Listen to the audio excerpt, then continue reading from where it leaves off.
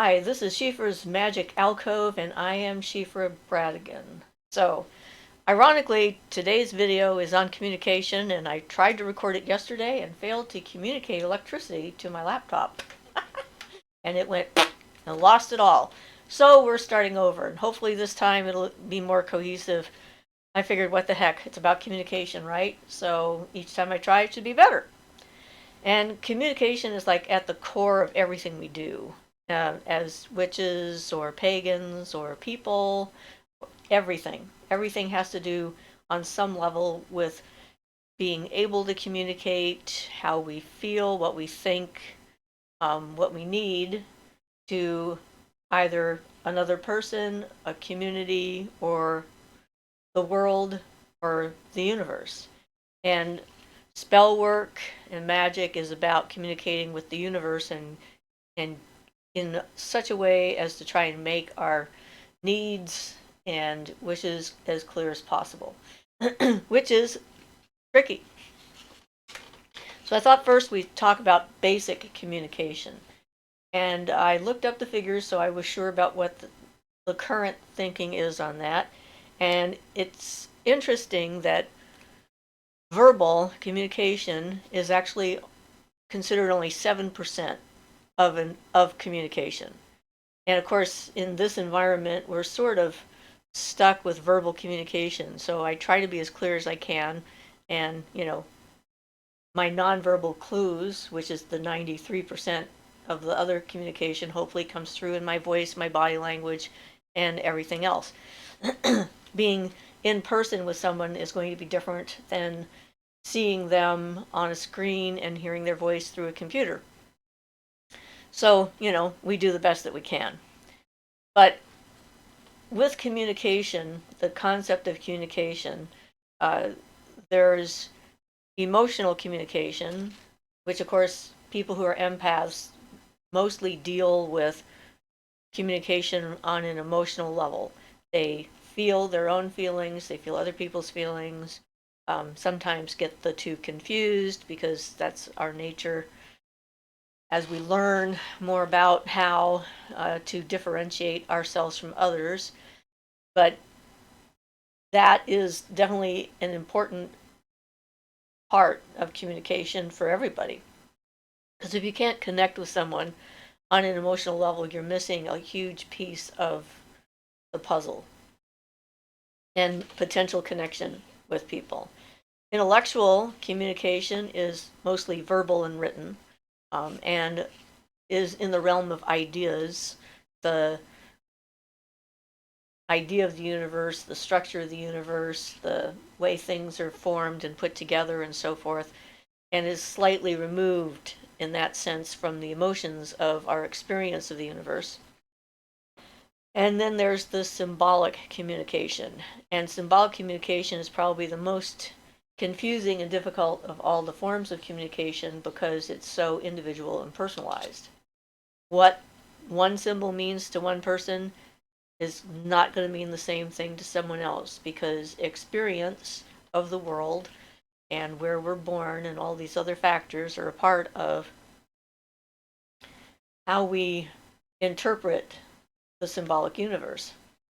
And that's an important thing to remember, especially if you're trying to get to know other people and trying to get to know yourself. You don't have to compare your symbolic universe to someone else's to validate it. It can be unique and only yours, and there's nothing wrong with that. There's also nothing wrong with sharing information to see if you can come up with an idea of a broader meaning, perhaps, something that affects more people in a broader manner. But anyway, so in order to learn, we're not born excelling at communication. I mean, our first form of communication is crying and, noise making and that kind of thing, which would be emotional because obviously there's no intellectual structure yet in the human brain at that age. And so it's probably our fallback form of communication, I would suspect, because of that. So it's sort of like a base of how we get started. And then as we learn language and start to encounter the world around us, and people start defining words for us, pointing out things and, what objects are, what they're called, what colors are, what they're called. And then we start to explore our feelings and so forth. We start to develop our own personal language of definitions of these things that are around us. So when we're trying to learn how to be better communicators, I think an important process is to understand how we individually learn, because people learn in different ways. Like, one of the manner of learning is the tactile or physical, like touch, doing. Some people don't learn any other way. They have to actually pick up an object, play with it, fiddle with it, experiment with it, see someone else doing something with it, do it themselves, and then that's how they learn how to use or utilize that, whatever it is. And so if you learn by doing, and you know that you learn by doing, then you can sort of plan ahead when you're trying to develop your communication skills more completely. So some people learn best by hearing, auditory, through the auditory system. And this can be listening to a video, listening to a book, listening to somebody teach something, explain something, going to a lecture if it's in the university or college or school, or a friend talking about an experience that they have. But it's like, some people absorb better through that system than others. And if you're one of those people, again, plan ahead. And then some people are visual. They have to see it in order to imitate it, in order to do it, in order to incorporate it. So somebody demonstrating how to do something, and it gives them enough information to then mimic the actions of what they saw and figure out how to do something. So it's like,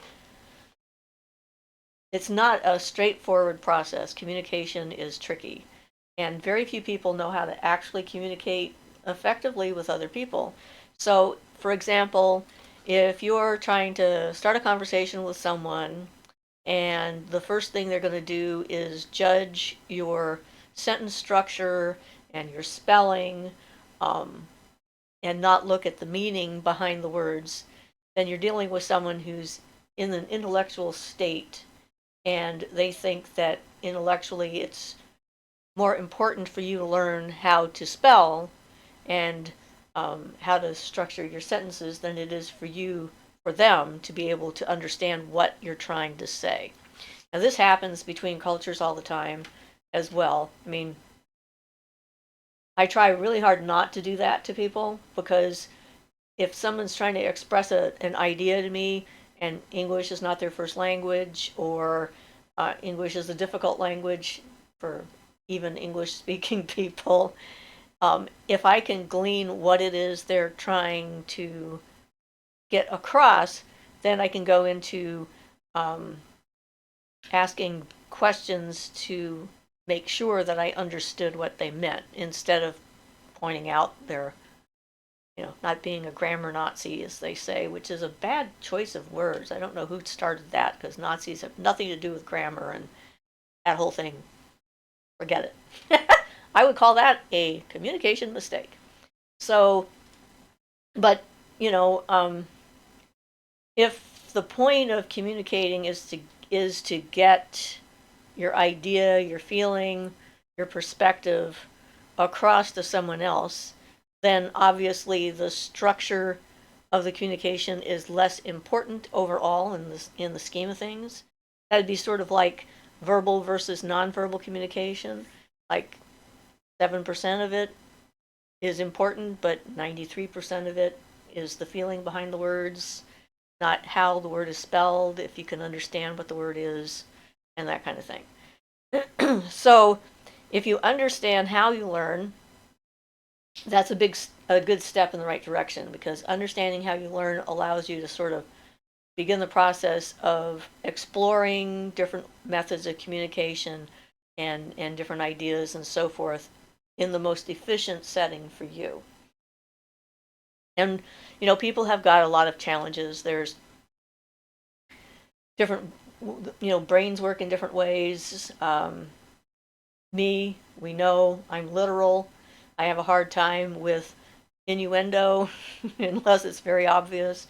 Um, and I literally interpret people's words as what they say, especially when we're doing a live chat and I only have a few seconds to kind of look at it and understand it.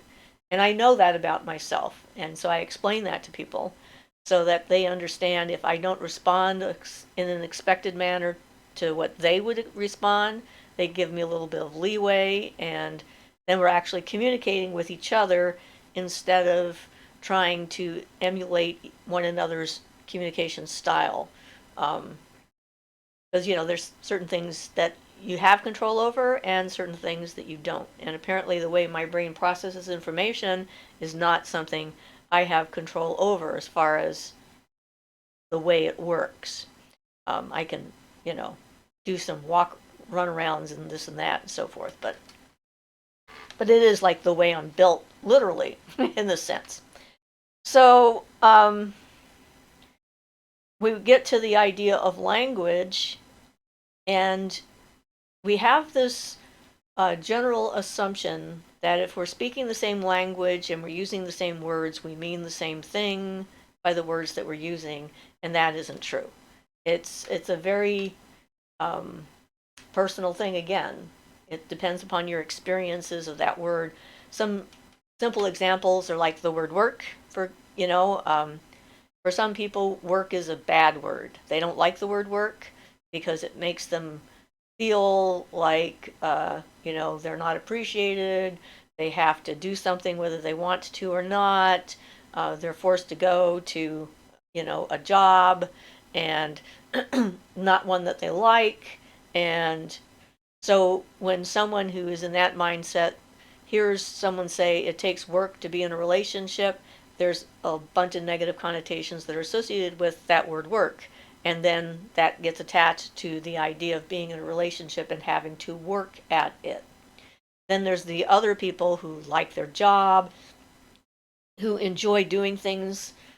There's just sort of like, tactile oriented or whatever. And the idea of work is something that they look forward to. It fills the day. They enjoy what they're doing and so forth. And so for someone like that, when they say, relationships take work, they're like, yeah, of course it does. Everything takes work, and work is a wonderful thing. So, just as a very base example of that, but you can look at the people that you know and talk to them about the words that they use and what they mean to them when you get into practicing communication, and discover all this for yourself. It's pretty fascinating. So, trying to come towards the idea of a conversation with someone without the assumptions that you mean the same thing opens you up to the possibility of actually hearing what someone else has to say and understanding what they're trying to get across, how they feel about something. So, language is not just that basic thing, but it also, it's like you're born into a culture, a country, often a religion or a spiritual belief or an intellectual belief, depending on who your parents are, depending on the culture that you're born into. And these are things that in the beginning you have absolutely no control over because you're an infant. You're born into this environment, and everything around you is what you experience. And it sort of gets absorbed straight into the unconscious of your being. And it takes an effort, a conscious effort, to decide that you're going to evaluate those things. I know for me, the first real epiphany I think that I ever had that I can remember, and an epiphany in this case is something that changes and shifts your way of thinking and your relationship to the universe.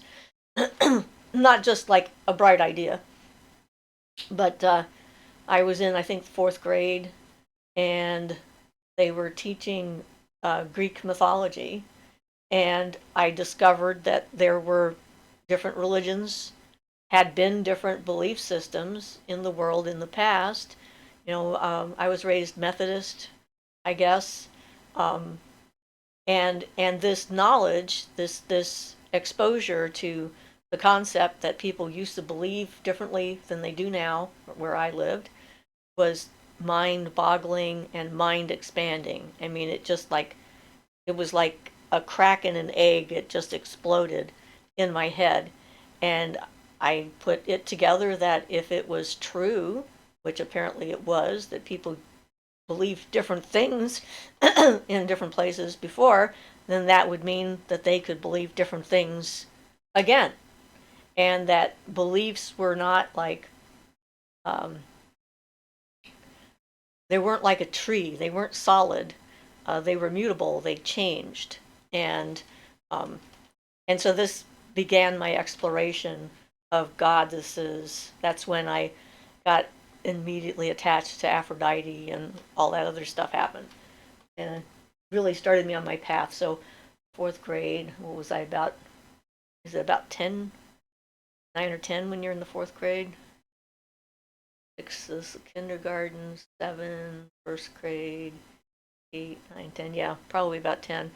Because I was born in January, so I started later than other children. Um, because I was born in the first part of the year, so I was already, the full age by the time school started in the fall. And apparently that can make a difference as far as how you learn, but anyway. So the the idea of looking at and questioning all of the things that you've absorbed is often disquieting for a lot of people. It's an anxious producing kind of process because you're taking what seems to be like, your core, those those things that are just a part of you, that have just become a part of you, and you're looking at evaluating and questioning them, which means that you're putting yourself somehow at risk. It's like that's how it feels when you start doing it on purpose. And evaluating relationships is the same kind of thing. I mean, like whenever you're looking at those things straight on, it is very uncomfortable producing.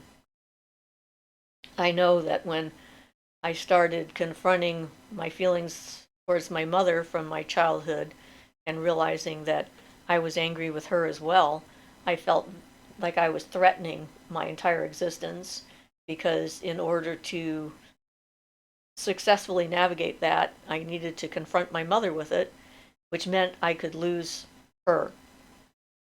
And the fact that I'd already made such a strong connection with mother goddesses and so forth was the thing that allowed me to have the strength and willingness to face that and to risk that, because I knew that that was a definite risk. I'd seen other people have that happen to them, where family members never speak to one another because you've deviated too far from what they consider correct. Um, so, so there's that. The raised religion and so forth is always whatever religion you were raised in, or non-religion, or spiritual path or culture or whatever. At some point, if you want to individuate, become a true person, an individual person, instead of a collection of everyone else's notions and ideas, it's required, really, that you look at and evaluate those things and then make a conscious decision to either accept or change those beliefs. And there's no wrong or right answer there. It's up to you to decide what works for you, because that kind of stuff is part of the symbolic relationship with the universe. And symbolism, as we have mentioned, is very personal and individual. So,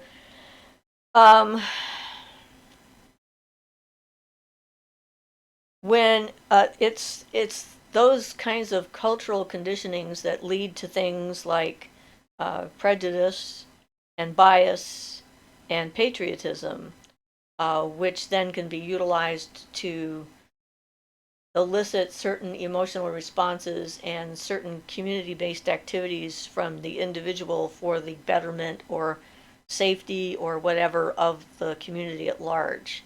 And those again are the same kind of thing. You need to look at those and recognize them for what they are, and then decide how much you're invested in that as an idea, as a justification for certain behaviors and so forth.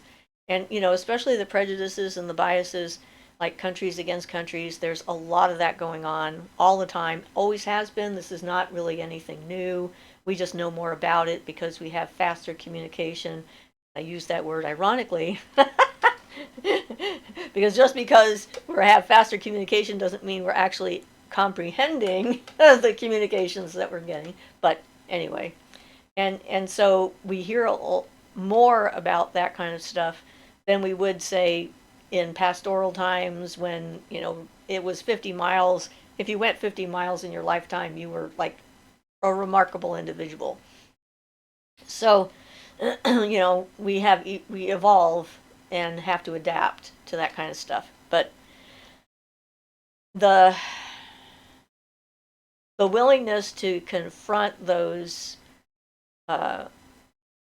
absorbed ideals and ideologies and so forth leads to the willingness to look at prejudices and biases and to be able to reevaluate them as well. And so it's, in my opinion, an important step to make, especially if you're going to work magical forces. You need to be as clear a communicator with yourself as you can be, so then you can establish a better, clearer communication with the universe. And that's the basis of magic, is having a developed communication ability with the universe at large, that it's two-way street. Things are coming and going, and it's a back and forth kind of thing. And the more you can define those needs, wants, desires, and so forth, and express them, the better your magic will work. That's the way it's set up. It's like the universe is kind of like a membrane, a blank membrane, let's say, that doesn't have any definition of its own in particular, except what you project onto it and what you put into it, and comes back to you, and it gets reflected back to you. So if you don't like the messages you're getting from the universe or the life that you're in, you have to change your messages so that the universe can change its response. And it takes time. It's not like automatic. It's not like you can turn the universe off and back on like a light switch to reset it, or like a computer to make it work again, like I had to. This one. So, okay.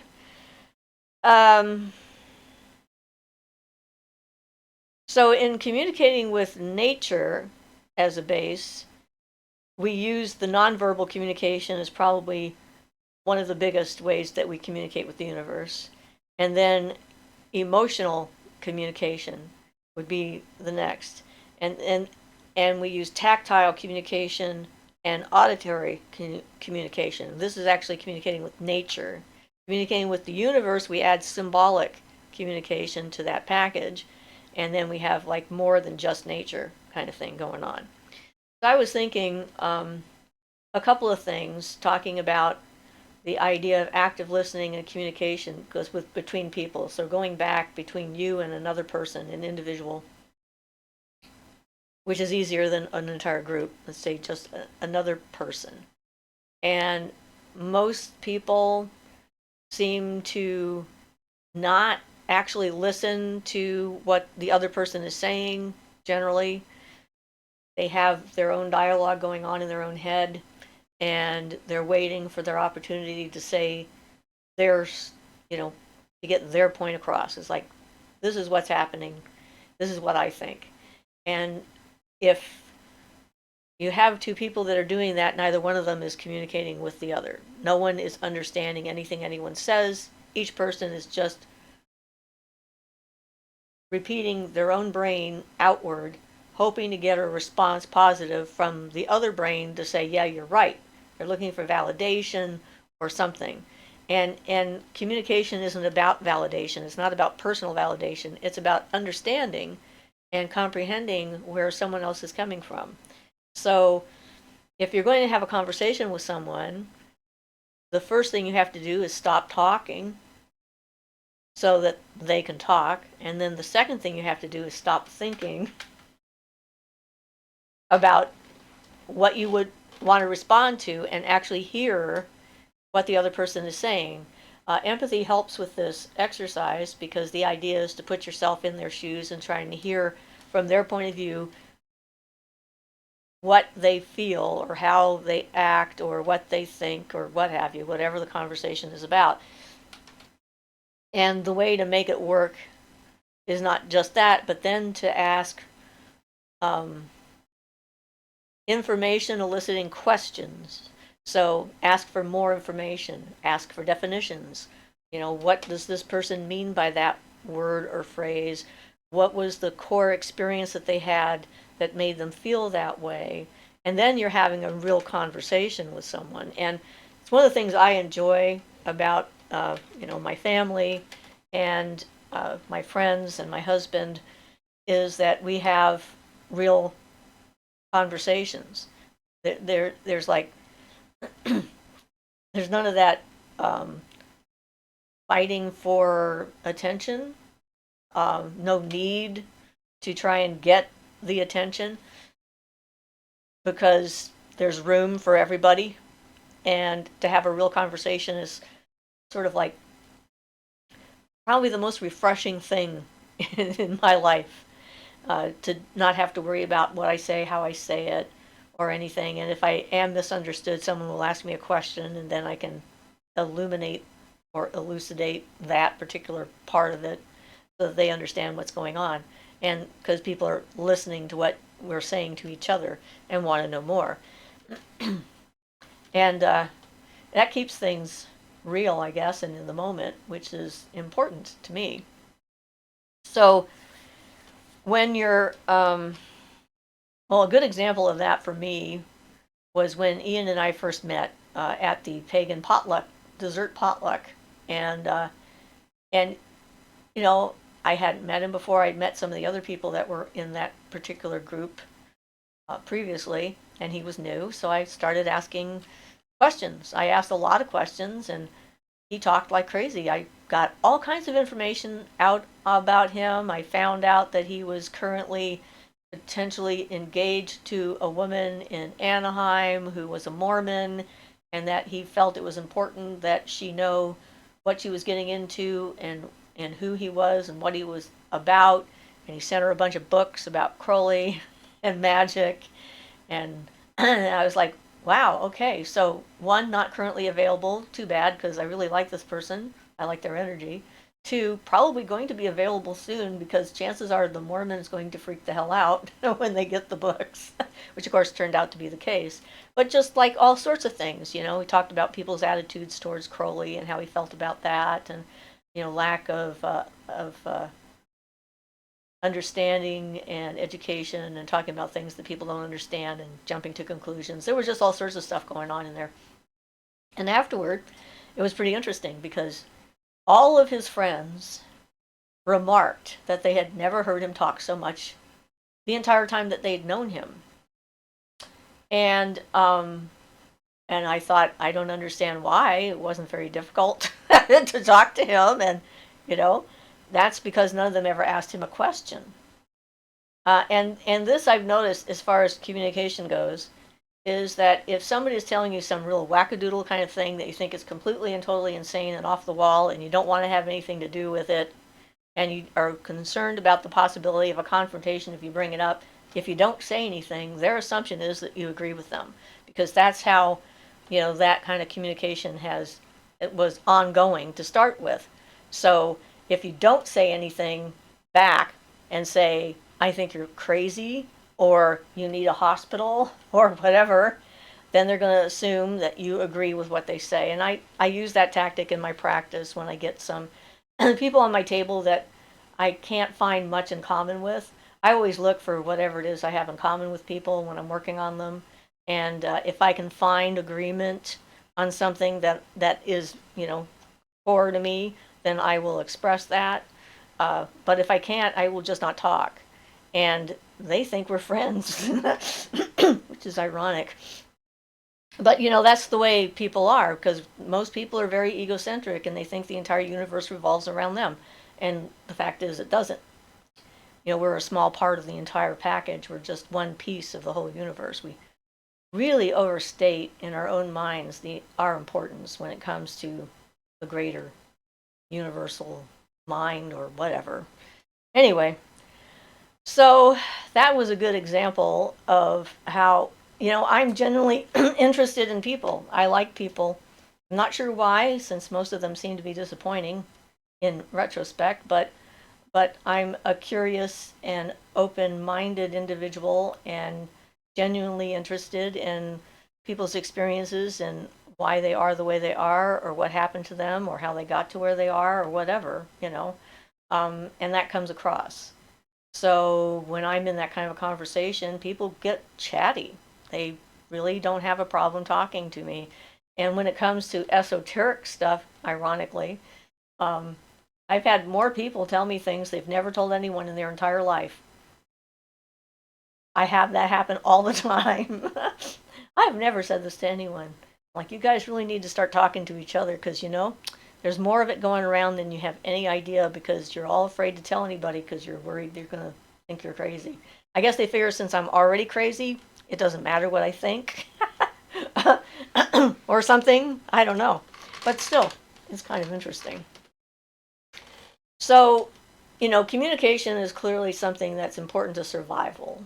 And knowing yourself, knowing who you are, is the key to going farther than just the basics.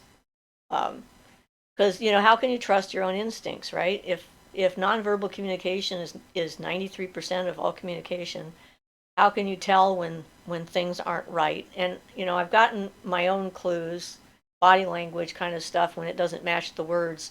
I personally feel lightheaded, disoriented, confused, ungrounded, and off. Like, I don't feel like myself when someone is lying to me with their words and telling me the truth with their body. And so that's one of the signals that I use for being able to tell that. That doesn't work with sociopaths because they're good at mimicking body language, and so you don't have that ability or tactic to use for that. But when you do feel that, know that someone is lying to you. Something's wrong, something's not right. Your unconscious is picking up cues all over the place and is trying to warn you about it. Don't think there's something wrong with you. There's something wrong with the conversation, and the person who's talking is not telling the truth. But how do you know? Always knowing for sure if you're right about your instincts about people, because sometimes we project. We know we do this, and so you see somebody and you meet them and you think to yourself, I don't like them. There's something about them I don't like, but you don't know what. So the question is, first, does this person's face remind you of someone who did something nasty to you in the past? Is that why you don't like them? And it's your memory of someone else, not the person that's standing in front of you? Or is it because there's something coming from that person? So the better we know who we are, the better able we are to make informed decisions about others. So I had an experience a while back in our local community where when we still had a Radio Shack, we don't have one anymore. And my husband is like, he's a tinkerer. He does all kinds of electronic stuff. He's like built his own subwoofer and a crossover and modified his speaker systems. He's a tinkerer. He's got mechanical intelligence coming out of the wazoo. And so I often would end up at Radio Shack to get a part when he was working. And this one day I walked into our local store to pick up some, I don't know if it was a transistor or a resistor or whatever, I can't remember, but it was some kind of a part, and they had like a little part section. And so I went there, I bought my part, or his part, and then went up to the counter to pay. And behind the counter, there's a 20-something young man, good looking on the surface, you know, clean shaven, whatever we use for these terms. If you just saw a picture of him, looked like he was a good looking young man. So at that point in time, Radio Shack was insisting that you give them your phone number, your address, and all this other stuff for their system, even if you're paying cash, which always made me feel kind of uncomfortable anyway. and I went up there to pay. He asked me the questions. Our eyes met. Apparently, I'm having a cough attack. Excuse me. Get this lozenge in me. Communicate with my throat here. So, when I looked in his eyes, I was flooded with image after image after image of violent sexual assault perpetrated by him. I was stunned, taken aback, and a little bit off. I gave him my phone number for my office and my address for my office just because I didn't want to have him have my home address, considering what I'd just seen. And then I left, told my husband about it, told a few other people about it, started to hear from several other women who had a similar experience with his energy, which I thought was interesting, sort of validating, but I really wanted to look at that to see, like, what was it about that? Was there something in me that was triggered for my history, But I don't, generally speaking, have trouble with men. I have male clients with, on the table, giving them massage and treatment and so forth without any difficulty. I'm married to a wonderful man. And my father was dead, and this guy didn't look anything like him either. So there was nothing in his face that reminded me of someone else. So I decided that I would just take that seriously, and I wouldn't go back into Radio Shack by myself. The next time I went in with my husband, I hid behind him. I put his body between me and this other guy. And that's unusual behavior for me too, because I'm fairly open, gregarious, interested, communicative, talkative, all that stuff. And then a few years later, I was working on a client who works in law enforcement adjacent. And I was telling her about this weird experience that I had because I thought it was like, what a strange thing. And she asked me when exactly was this? And I told her because I remembered. I don't remember now, but I remembered then. And she looked at me. She says, "That's very interesting because we did have a serial rapist here in town at that time, and then he stopped." And I said, "Well, I know why he stopped. He moved to another Radio Shack. This is how he's targeting women." And getting to see them in person, getting their home addresses for later, writing it down, looking them up, whatever. And that was his MO. So who knows? I still could have been wrong, but I decided that it was pretty likely that I was right, that this was such an unusual event. It's not like every man I look at gives me those kind of visions in my head. It's like, so you have to sort of use common sense and determine when it comes to those kinds of instincts, always follow them, even if you're not sure, because it's better to follow them and be wrong than it is to not follow them and be right. So, if women are often indoctrinated into the idea that we have to make sure everybody feels good, that nobody has bad feelings, everyone feels good about themselves. You never want to embarrass somebody or insult somebody or whatever. Obviously, not all women, but it's sort of a general kind of thing that I've seen. And it's one of the reasons why women have a hard time with self-defense. So we're more inclined to give people the benefit of the doubt, even to our own detriment, than not. So that's what that means. Don't do that. Follow your instincts regardless, but it's always good to look at yourself in order to figure things out. Because when you're trying to understand your own communication style and your own symbols and everything else, knowing who you are is step one. really. It's such a basic step. If you're going to do magic, if you're going to talk to a spirit being, if you're going to encounter a god, if you're going to talk to a nature spirit, if you're going to see a ghost, if, any of these things that are not common for the average person, you have to be really on top of yourself and know what you are and how you feel and what your thoughts are likely to be able to tell if someone else has a thought that they're putting in you or at you or trying to communicate to you that's different than you are. So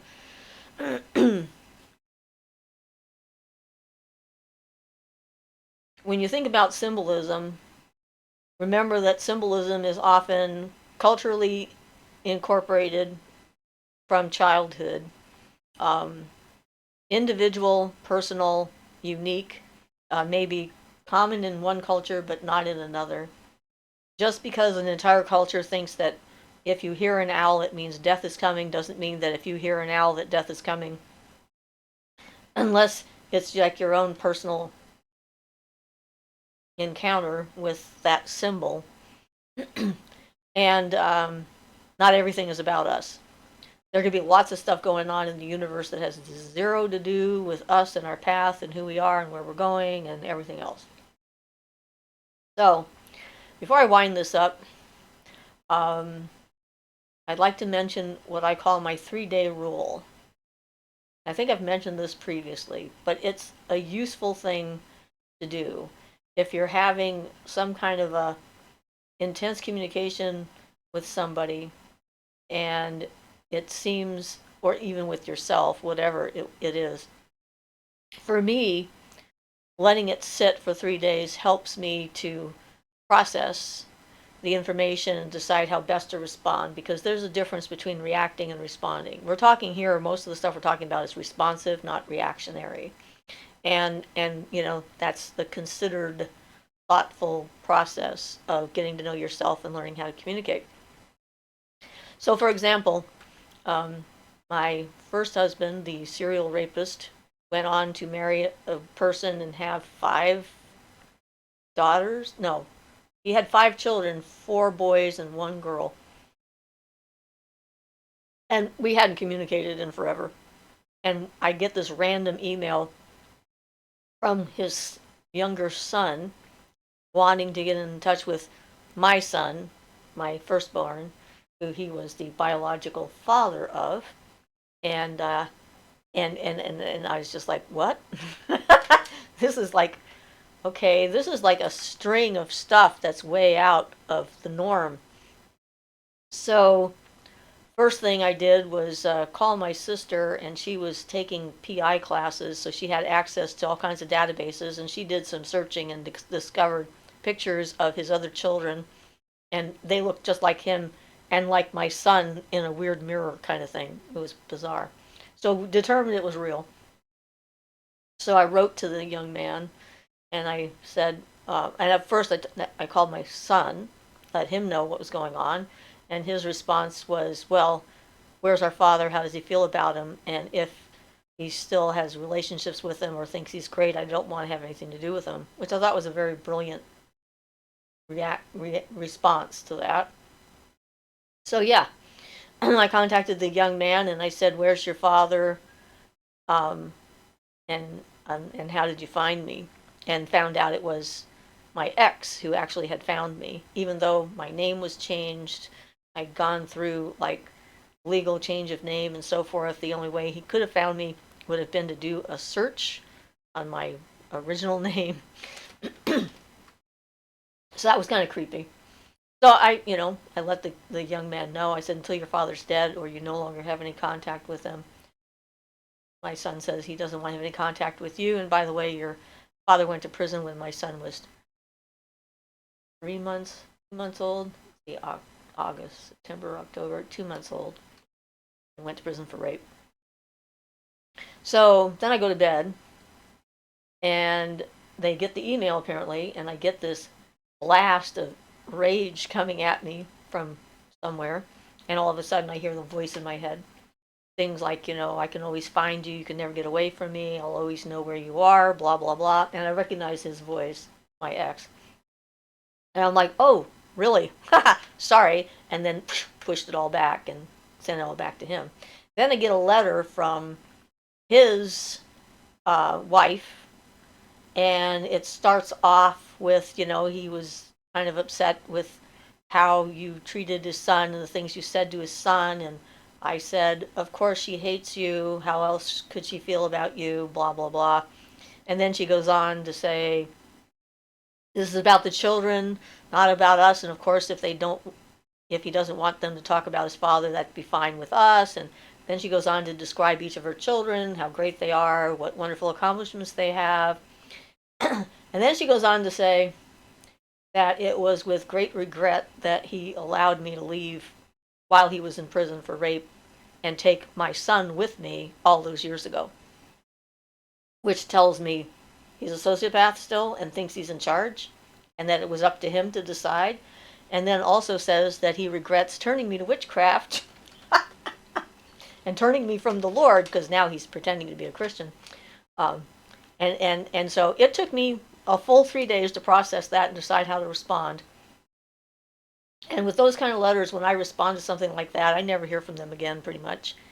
And that's what happened in this case. And basically, I just told her everything he had told me, because he confessed everything to me one day before his trial, and and ended it with, and if he had had a child by any of these other women, the ones that he had raped, would you consider it appropriate to contact them?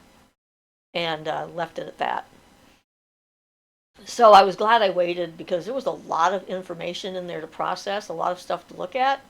And with that kind of a communication, that level of sort of verbal assault, really, and manipulation and everything else, is like, yeah. She has zero clue who that man is. So, I haven't needed to use it often, but when something like that happens, I do. And I recommend it just because it allows you to respond instead of react. It doesn't mean that what you're going to say is something they're going to like to hear. As in most of those cases for me, it has not been, but it is what it is. So I guess the upshot of this video, as a deeper dive into the act of communication and learning more about yourself, is the basics. That's why we meditate, so we hear our own voices and know what our thoughts are. That's why we sit underneath trees, to experience nature tactilely and emotionally and so forth, and to make a connection with something other than other humans. And hopefully this has given you some ideas of things to explore. I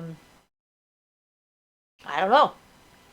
Since it's my second attempt, I hope I did a better job, since the first one failed utterly because the computer died, right? But anyway, we all make mistakes, and if you make a mistake, don't beat yourself up, because we're all learning. I mean, that's the thing. Everyone is learning. We're learning something different from each other, sometimes similar, sometimes not. We're all in different spaces. We all have different life experiences, and the part of individuation, the joy of that, is becoming that true individual, whoever you are, and expressing that in the best way possible. So the more you learn about how your brain works and how you learn and how you communicate, and better ways to communicate with other people, the more interesting the universe is going to be, and the more interested the universe is going to be in you. All right. So this has been Siofra's Magic Alcove, and I'm Siofra Bradigan. Blessed be.